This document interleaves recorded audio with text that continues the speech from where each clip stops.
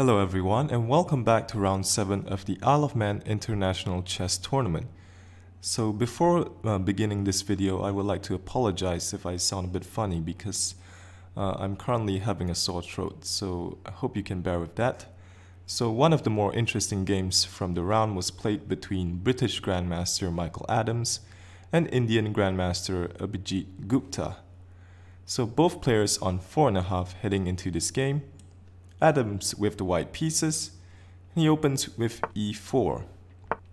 And we have the French winner variation, where Adams exchanges here on d5, plays bishop d3, we have c6, just strengthening d5, knight e2, and queen to f6. So a bit unorthodox, but this has been played before, so bringing the queen out a bit early, perhaps with the idea of trying to make it difficult for this knight on e2 to move, because of the pressure on e4.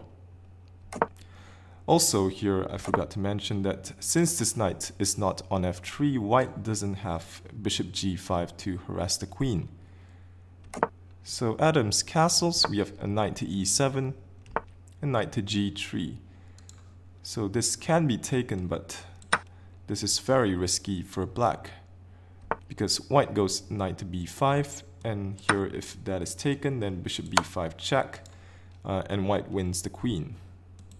So here's something like queen b6, and then white goes a3, trying to win the bishop pair.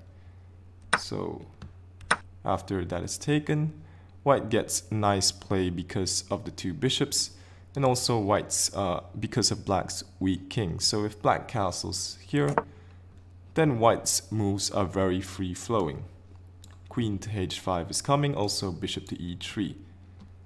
So if after a3, let's say black retreats to c5, then white goes b4, and we get something similar, with white having the two bishops and a lead in development. So here black didn't take on d4, instead he castled. Adams plays rook to e1, developing the rook on an open file. Knight to g6, bishop e3, bishop d6 from Gupta. The bishop has better potential along this h2 b8 diagonal. And Adams plays queen to h5, so starting to put some pressure on black's king side. Knight to a6 and knight to f5, taking advantage of his lead in development. So if black is not careful and he plays a casual move, for example knight c7, then bishop g5 would trap the queen. So black is almost forced to give up one of his bishops. So now Adams has the bishop pair. So h6 here from Gupta, just freeing up this knight to move, otherwise queen to h7 would be checkmate. And g3 from Adams, stopping black from going knight to f4. Rook a to e8 from black. We have rook to e2, intending to double on the e file. Rook to e7, rook a to e1, and knight c7 from Gupta. Black wants to go after this pawn on d4. Therefore, Adams plays knight to d1, enabling a move like c3. Knight to e6 from black, queen g4 defending, rook f to e8 and c3. So this pawn has to be defended again, because this bishop on e3 will be pinned after knight takes d4. So here Gupta goes knight to g5. Adams could play the move h4 here, just cramping black on the king side after knight e4, then h5, forcing the knight back to f8. Then here just bishop c1, opening up these rooks. So now the threat is to take on e4 and win a pawn. But instead he plays king g2. So this is actually a mistake which allows black a tactical shot in h5. So king g2, Adams was probably afraid of a knight landing on f3. So here if black goes h5, then white actually loses material. So now he cannot move this queen away and keep defense of the bishop on f5. So he has to take on g5, allowing black to have some tactics on the e file. So here is one of the possible lines, and white actually goes down and exchange.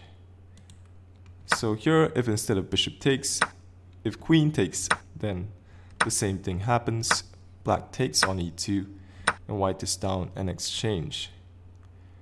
So here, after king g2, black actually missed his chance to go h5.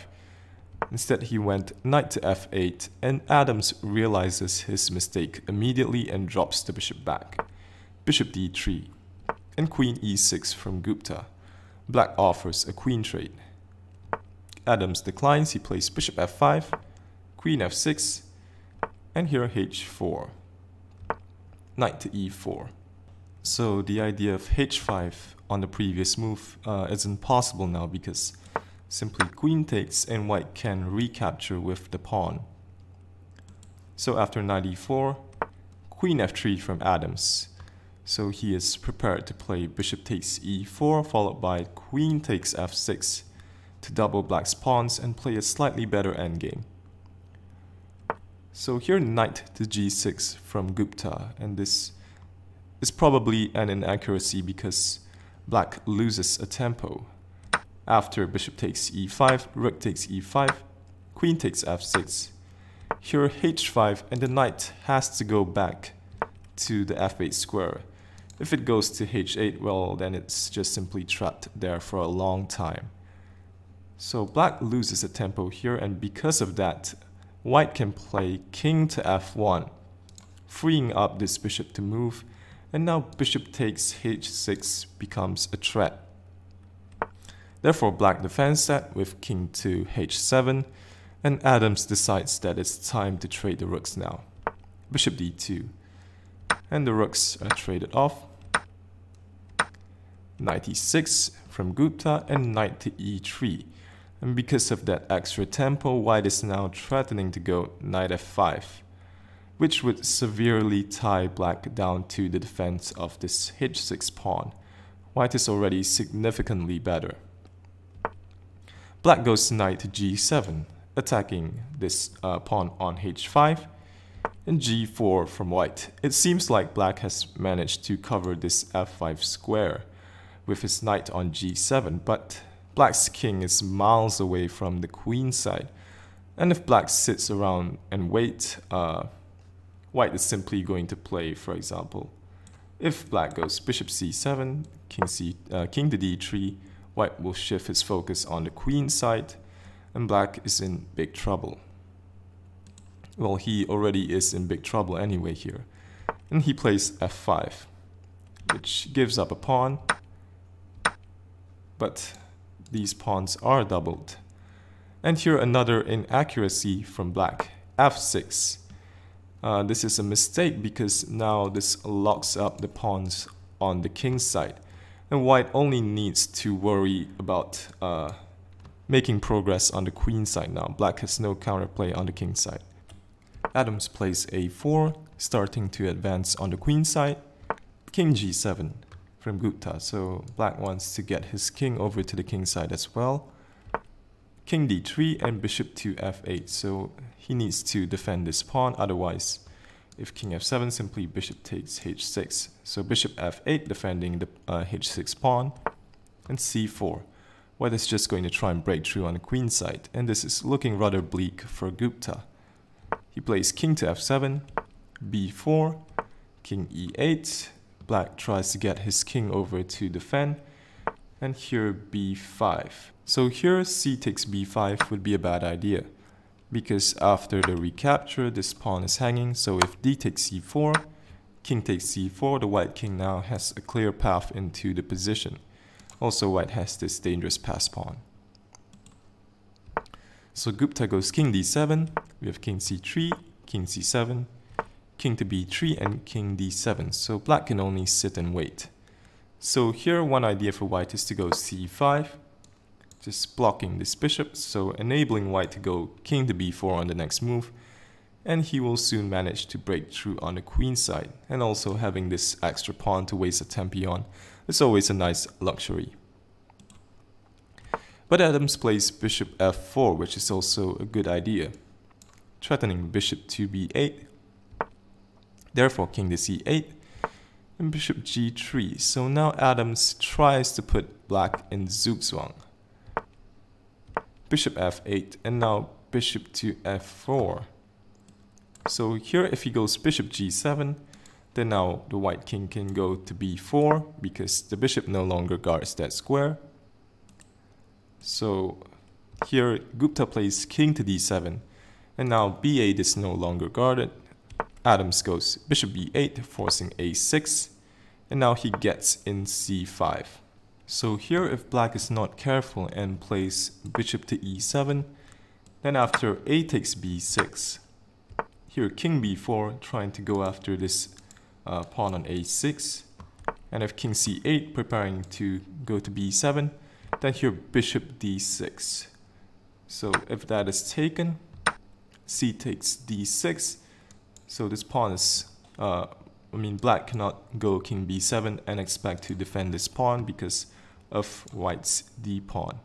So if he plays king to d7, then king to c5, and black has no good moves here. He can go a5, but after f3, the king has to step away from the defense of the c6 pawn. Then here white simply takes, and this is winning. So here if black goes bishop d8, this allows bishop to f8, and white will win this big pawn on the h6. So here black goes king to c8, attacking this bishop. Bishop drops back, king to d7. So if black were to take here, this makes things easier for white. After king b4, attacking this pawn, black goes b6, taking advantage of this pin. But here simply king takes, d takes c5, with a very dangerous passed pawn, and white will soon manage to win this pawn on d5 as well. So here after king d7, king b4 from Adams. So Gupta takes on b5, and then he plays b6. So this capture is impossible because of this pin. But now Adams finishes off the game very nicely. He plays bishop to g3, just trying to put black in Zugzwang. So if black goes bishop g7, then bishop d6 locks out this bishop because the bishop controls the f8 square. So Gupta tries bishop e7, but again a very nice move from Adams, bishop to h2. So if the bishop goes to d8, then bishop f4 wins this very big pawn. So bishop f8 from Gupta, and then bishop to f4. Reaching the same position, but this time with black to move. And any move black makes would lose instantly. And this is why Abhijeet Gupta resigned the game. If he goes bishop g7, then the idea we discussed earlier, bishop d6, locking out this bishop wins the game. And if black tries to take one of these pawns, then white just simply recaptures, and black cannot deal with this passed pawn and the threat of bishop takes h6 at the same time, and black is going to lose. Similarly, if he plays b takes c5, so here again black cannot deal with both of these threats. This is simply loss for Gupta. What a game from Michael Adams. That really was some nice triangulation with the bishop at the end there. So this win now puts Adams among the leaders of the tournament with 5.5 out of 7. So here are the standings of the tournament after 7 rounds. We have 7 players on 5.5 out of 7. They are MVL Hikaru Nakamura, Radoslav Wojciech, Wang Hao, Arkady Naiditch, Jeffrey Shong, and Michael Adams himself.